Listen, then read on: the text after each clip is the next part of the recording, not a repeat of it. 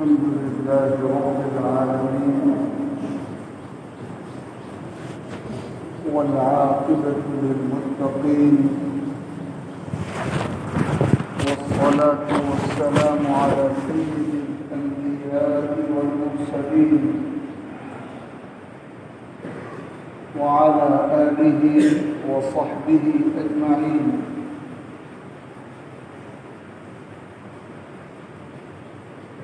أما بعد فأعوذ بالله من الشيطان الرجيم. بسم الله الرحمن الرحيم. والفجر وليال عشر والشفع والوتر والليل إذا يسر. صدق الله ربنا العلي العظيم. وقال سيدنا ومولانا محمد صلى الله تعالى عليه وآله وسلم: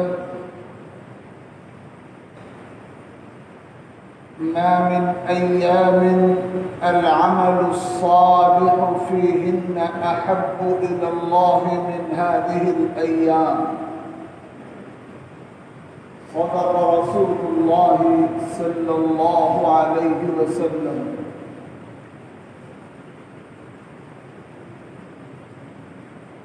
بزرگوں اور بھائیوں،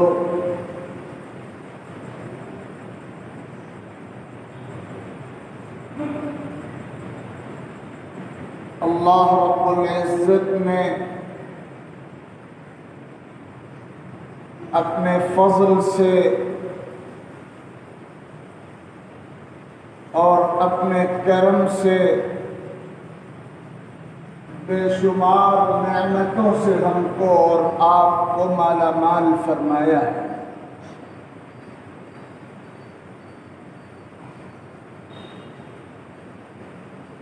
اللہ کی ہر نعمت کا تقاضا ہے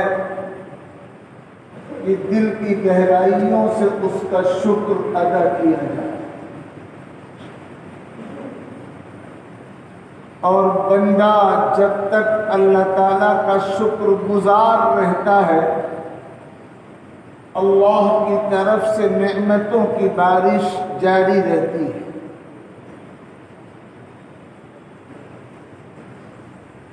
اللہ تعالیٰ نے جو نعمتیں ہم کو عطا فرمائی ہیں، ان نعمتوں میں ایک نعمت خوشی منانے کے وہ موقع ہیں جو اللہ تعالیٰ کی طرف سے متعین کر دیے گئے ہیں. حضور اکرم صلی اللہ علیہ وسلم ہجرت کے بعد جب مدینہ تشریف لائے تو آپ نے یہ دیکھا کہ سال میں کچھ خاص دن ایسے ہیں جن میں مدینے کے لوگ خوشیاں منایا کرتے ہیں. آپ کے دریافت کرنے پر مدینے کے لوگوں نے یہ بتایا کہ یہ طریقہ ہمارے درمیان صدیوں سے چلا آ رہا ہے. اللہ رب العزت کے حکم پر حضور اکرم صلی اللہ علیہ وسلم نے مسلمانوں سے خطاب کرتے ہوئے فرمایا کہ اللہ تعالیٰ نے تمہارے لیے خوشی منانے کے 2 دن متعین فرما دیے ہیں. ایک تو عید الفطر کا دن جو رمضان کی تکمیل پر شوال کی 1 تاریخ کو منایا جاتا ہے، اور دوسرا قربانی کا موقع، عید الاضحیٰ کا موقع 10 ذی الحجہ کو یہ خوشی منائی جاتی ہے. اللہ تعالیٰ نے خوشی منانے کے یہ 2 دن اہل ایمان کے لیے متعین فرما دیے. ہماری اسلامی تقویم کے اعتبار سے اگلے 2 دنوں کے بعد جو مہینہ شروع ہونے جا رہا ہے قمری تقویم کے لحاظ سے سال کا آخری اور 12واں مہینہ ہے ذی الحجہ کا مہینہ، اور اس مہینے کے ختم پر ہجرت کے 1442 سال پورے ہوں گے اور پھر 1443واں سال شروع ہوگا انشاءاللہ۔ تو یہ جو ذی الحجہ کا مہینہ شروع ہونے والا ہے، یہ اللہ رب العزت کی طرف سے انتہائی فضیلتوں اور انتہائی برکتوں کا مہینہ ہے، اور خاص طور پر ذی الحجہ کے آنے والے مہینے کا جو پہلا عشرہ ہے، یعنی اس کی ابتدائی 10 دن اور ابتدائی 10 راتیں، یہ اتنی عظمت والے ایام ہیں، اتنی عظمت والی راتیں ہیں کہ اللہ تعالیٰ نے قرآن مجید میں ان کی قسم کھائی ہے۔ قرآن مجید میں مستقل ایک سورت 30ویں پارے میں سورۃ الفجر کے نام سے ہے، اور اس سورت میں اللہ تعالیٰ نے مختلف چیزوں کی قسمیں اٹھائی ہیں، والفجر ولیال عشر والشفع والوتر واللیل اذا یسر۔ اللہ تعالیٰ نے قسم کھائی ہے، قسم ہے 10 راتوں کی، قسم ہے 10 راتوں کی۔ قرآن مجید کی تفسیر بیان کرنے والے علماء نے صحابہ کرام سے نقل کرتے ہوئے یہ لکھا ہے کہ ان 10 راتوں سے مراد ذی الحجہ کے پہلے عشرے کی راتیں ہیں۔ ذی الحجہ کا پہلا عشرہ جو امید ہے کہ اتوار کا دن گزرنے کے بعد شروع ہو جائے گا، یہ پہلا عشرہ اللہ رب العزت نے اس کی قسم کھائی ہے، اس کی عظمت کو، اس کی برکت کو، اس کی اہمیت کو اجاگر کیا ہے، اور اہل ایمان کے دلوں میں اس موسم بہار کی قدر و قیمت پیوست کر دینی اور بٹھا دینی چاہیے۔ میں نے خطبے میں سرور کائنات صلی اللہ علیہ وسلم کی ایک مبارک حدیث تلاوت کی۔ آقا کریم صلی اللہ علیہ وسلم نے ارشاد فرمایا، ما من ایام العمل الصالح فیہن احب الی اللہ من هذه الایام العشر۔ اللہ تعالیٰ کو نیک عمل ذی الحجہ کے ان 10 دنوں میں جتنا محبوب ہے، سال کے بقیہ دنوں میں اللہ کو کوئی نیک عمل اس قدر محبوب نہیں ہے۔ ذی الحجہ کے پہلے عشرے میں اعمال صالحہ کا جو ثواب اور اعمال صالحہ کا جو مقام اللہ کے دربار میں ہے، سال کے بقیہ ایام میں کسی عمل صالح کا وہ مقام، وہ درجہ، وہ ثواب، وہ اجر اللہ کے دربار میں نہیں ہوتا۔ جب حضور پاک صلی اللہ علیہ وسلم نے یہ بات فرمائی تو ایک صحابی کھڑے ہوئے اور انہوں نے عرض کیا کہ اے اللہ کے رسول، اگر کوئی مسلمان سال کے بقیہ دنوں میں جہاد کے سفر پہ نکل جائے، جہاد کے سفر پہ نکل جائے، تو کیا جہاد کا عمل بھی سال کے بقیہ دنوں میں اتنا محبوب نہیں ہوگا جتنا محبوب ان 10 دنوں میں کوئی نیک عمل اللہ کے یہاں ہوتا ہے؟ آپ نے فرمایا وَلَا الْجِهَادِ، سال کے بقیہ دنوں میں جہاد کا عمل بھی اللہ تعالیٰ کے یہاں اتنا محبوب نہیں ہے جتنا محبوب ذی الحجہ کے پہلے عشرے میں کوئی نیک عمل اللہ کی نگاہ میں ہوتا ہے۔ ہاں الا رجل خرج بنفسه وماله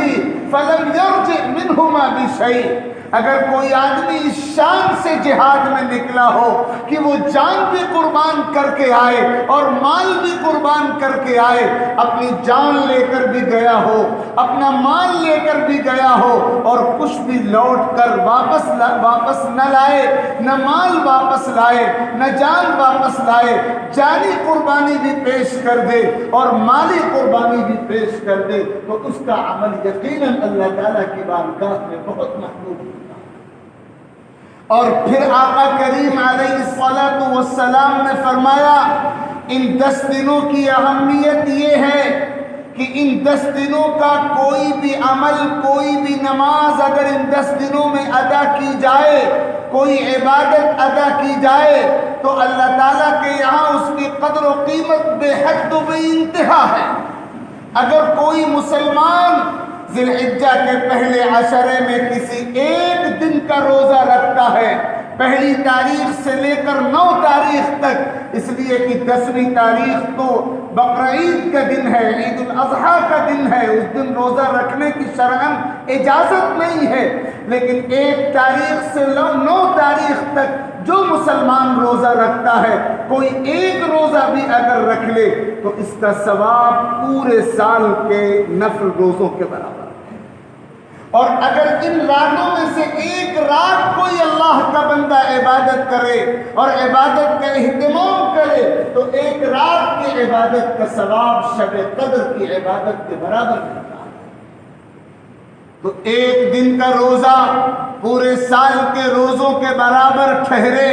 اور ایک رات کا جاگنا اور ایک رات کی عبادت شب قدر کے جاگنے اور شب قدر کی عبادت کے برابر قرار پائے، اللہ تعالیٰ کے یہاں ذی الحجہ کے پہلے عشرے کی قیمت یہ ہے۔ اور اسی لیے حدیثوں میں فرمایا گیا کہ مسلمانوں، تمہاری سب سے بڑی بیماری تمہارے گناہ ہیں، اور اس بیماری کا سب سے بنیادی علاج توبہ ہے۔ جو مسلمان ذی الحجہ کے پہلے عشرے میں گناہوں سے بچنے کا اہتمام کرتا ہے، سابقہ گناہوں پر توبہ کا اہتمام کرتا ہے، اللہ تعالیٰ کی خصوصی رحمت پوری زندگی اس کو اپنے لپیٹ میں لیے رہتی ہے، اپنے حصار میں لیے رہتی ہے۔ اور احادیث میں یہ بھی فرمایا گیا کہ وہ کلمات جو اللہ تعالیٰ کی حمد و ثنا کے کلمات ہیں، وہ الفاظ، وہ جملے، وہ بول، وہ کلمے جن سے اللہ تعالیٰ کی حمد ہوتی ہے، اللہ تعالیٰ کی ثنا ہوتی ہے، اللہ تعالیٰ کی تعریف و توصیف ہوتی ہے، ان کلمات کے سردار 4 کلمے ہیں۔ وہ تمام کلمات جو سینکڑوں نہیں، ہزاروں نہیں، لاکھوں کی تعداد میں ہیں، ہر زبان میں الگ الگ کلمات جو اللہ تعالیٰ کی حمد کے لیے استعمال ہوتے ہیں، ان تمام کلمات کے سردار 4 کلمے ہیں۔ نمبر 1 سبحان اللہ، نمبر 2 الحمدللہ، نمبر 3 لا الہ الا اللہ، نمبر 4 اللہ اکبر، سبحان اللہ والحمدللہ ولا الہ الا اللہ واللہ اکبر۔ فرمایا گیا ذی الحجہ کے پہلے عشرے کے دنوں میں بھی اور ذی الحجہ کے پہلے عشرے کی راتوں میں بھی ان کلمات کا جو مسلمان کثرت سے ورد رکھتا ہے اور کثرت سے ان کلمات کو دہرانے کا اہتمام کرتا ہے، اللہ تعالیٰ کی رحمت اس کو ڈھانپ لیتی ہے، اللہ تعالیٰ کا فضل اس کی طرف متوجہ ہوتا ہے، اللہ تعالیٰ کا کرم اس کو اپنی لپیٹ میں لے لیتا ہے۔ تو یہ جو ایام آپ کے سامنے آنے والے ہیں، 2 دن کے بعد پورے 10 دن، یہ خاص طور پر بڑی اہمیت اور فضیلت کے ایام ہیں۔ ایک طرف تو ان ایام کی خصوصیت یہ ہے کہ حج بیت اللہ کی عبادت انہی ایام میں انجام پاتی ہے، اور دوسری خصوصیت یہ ہے کہ نماز عید الاضحیٰ انہی ایام میں ادا ہوتی ہے،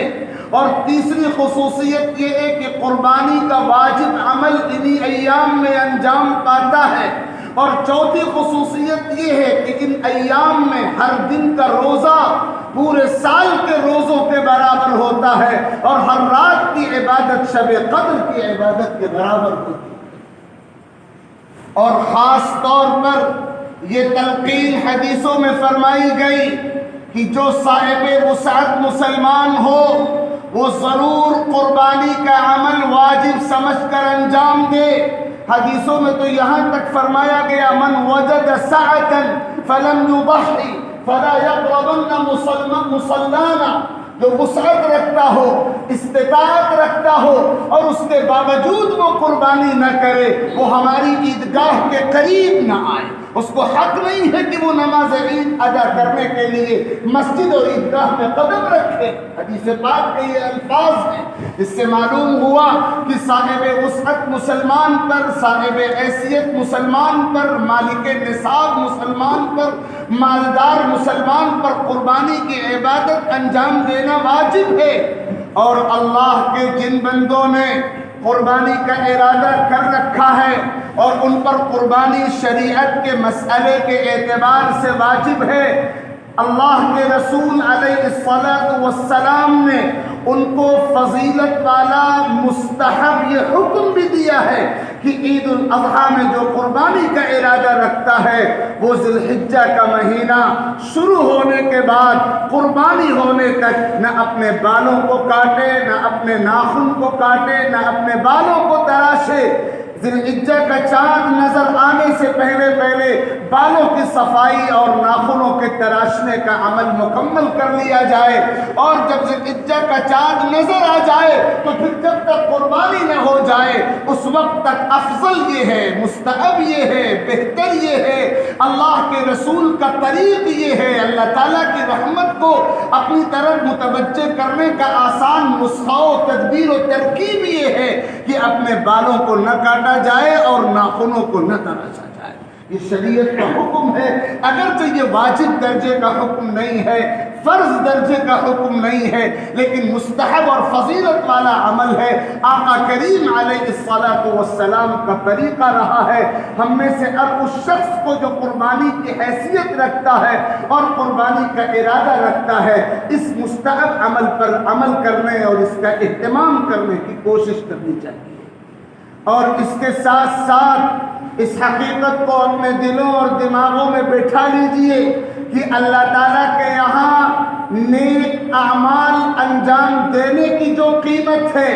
گناہوں سے اپنے آپ کو بچانے کی بھی اسی قدر قیمت ہے۔ اس لیے پہلی فکر یہ ہونی چاہیے کہ ہم اپنے آپ کو گناہوں سے پاک رکھنے، گناہوں سے محفوظ رکھنے کا اہتمام کریں، اور اس کے ساتھ ساتھ نیک اعمال کو زیادہ سے زیادہ انجام دینے کی فکر بھی کریں، کوشش بھی کریں۔ خاص طور پر ایک عمل جو ان ایام میں ہے وہ تکبیر تشریق کا عمل ہے، جو ذی الحجہ کی 9 تاریخ جسے یوم عرفہ کہا جاتا ہے، اس کی فجر کی نماز سے شروع ہو کر 13 ذی الحجہ کے عصر کی نماز تک جاری رہتا ہے۔ اور یہ تکبیر تشریق تمام مسلمان مردوں اور عورتوں کے ذمہ واجب ہے۔ ہر فرض نماز کے بعد مردوں کے لیے بآواز بلند کہنا اور خواتین کے لیے پست آواز میں کہنا اللہ کی کبریائی کا یہ اعلان ہے، اللہ اکبر، اللہ اکبر، لا الہ الا اللہ، واللہ اکبر، اللہ اکبر وللہ الحمد۔ یہ کلمات کہنے کو اللہ رب العزت کی طرف سے حضور پاک علیہ السلام نے لازم اور ضروری قرار دیا ہے۔ اور اسی کے ساتھ ساتھ اگرچہ ذی الحجہ کی پہلی تاریخ سے لے کر 9 تاریخ تک تمام 9 دنوں کی یہ اہمیت ہے کہ کسی بھی دن کا نفل روزہ رکھا جائے تو یہ سال بھر کے نفل روزوں کے ثواب کے برابر ثواب والا عمل ہے، لیکن خاص طور پر 9 ذی الحجہ جو یوم عرفہ کہلاتا ہے، 9 ذی الحجہ کا روزہ، یہ اللہ تعالیٰ کی بارگاہ میں بے انتہا فضیلت والا عمل ہے۔ اور حضور پاک علیہ السلام نے تو یہاں تک فرمایا کہ میں امید رکھتا ہوں کہ جو مسلمان عرفہ کے دن یعنی 9 ذی الحجہ کو روزہ رکھتا ہے اس کے سابقہ 1 سال کے گناہ بھی معاف ہو جائیں گے، اور اگلے 1 سال کے گناہ بھی اس روزے کی برکت سے معاف ہو جائیں گے۔ چھوٹے چھوٹے گناہ جو اعمال صالحہ سے معاف ہو جایا کرتے ہیں وہ اس روزے کی برکت سے معاف ہو جائیں گے۔ باقی جو بڑے گناہ ہیں، مہلک گناہ ہیں، ان کی معافی کا طریقہ صرف ایک ہے کہ اگر ان گناہوں کا تعلق اللہ کی ذات سے ہے، اللہ کے حقوق سے ہے تو توبہ کا اہتمام کیا جائے، اور اگر ان گناہوں کا تعلق بندوں کے حقوق سے ہے تو وہ حقوق بندوں کو ادا کر دیے جائیں یا ان سے معافی تلافی کر لی جائے۔ لیکن جو چھوٹے گناہ ہیں، جو صغائر کہلاتے ہیں شریعت کی اصطلاح میں، وہ گناہ اعمال صالحہ سے معاف ہوتے ہیں، اور ان اعمال صالحہ میں خصوصیت کے ساتھ یوم عرفہ 9 ذی الحجہ ذوالحجہ کا روزہ ہے جو پچھلے 1 سال کے صغیرہ گناہوں کی بھی معافی کا ضامن بنتا ہے اور آئندہ 1 سال کے صغیرہ گناہوں کی معافی کا بھی ضامن بنتا ہے۔ یہ وہ اعمال ہیں جو ہماری توجہ چاہتے ہیں۔ ضرورت اس بات کی ہے کہ شریعت نے ہمیں جن چیزوں کا پابند بنایا ہے ہم اپنی عملی زندگی میں ان چیزوں کی پابندی کی فکر کریں۔ ہم اس دنیا میں ایسے نہیں بنائے گئے ہیں کہ آزاد رہیں، بے لگام رہیں، اپنی مرضی آپ کی طرح زندگی گزاریں۔ نہیں، اللہ نے جو حکم فرمایا، حدیث میں جو ارشادات فرمائے گئے، شریعت میں جو رہنمائیاں فرمائی گئی، زبان نبوت سے جو تلقینیں ہمارے لیے جاری ہوئی، ہم ان سب کا مکمل اہتمام کریں اور اس نیت سے کریں کہ یہی ہمارے رب کو پسند ہے اور یہی اللہ کی مرضی ہے اور اسی راستے پر چل کر ہم سرخرو ہو سکتے ہیں اور میدان محشر میں حضور اکرم صلی اللہ تعالی علیہ وآلہ وسلم کی شفاعت کا اپنے آپ کو مستحق بنا سکتے ہیں۔ اللہ رب العزت ان مختصر سی گزارشات کو قبول فرمائے اور مجھے بھی اپنے دین پر کامل عمل کی توفیق عطا فرمائے اور آپ سب کو بھی شریعت کی مکمل اتباع کی خاص توفیق مرحمت فرمائے۔ آمین۔ وآخر دعوانا ان الحمد للہ رب العالمین۔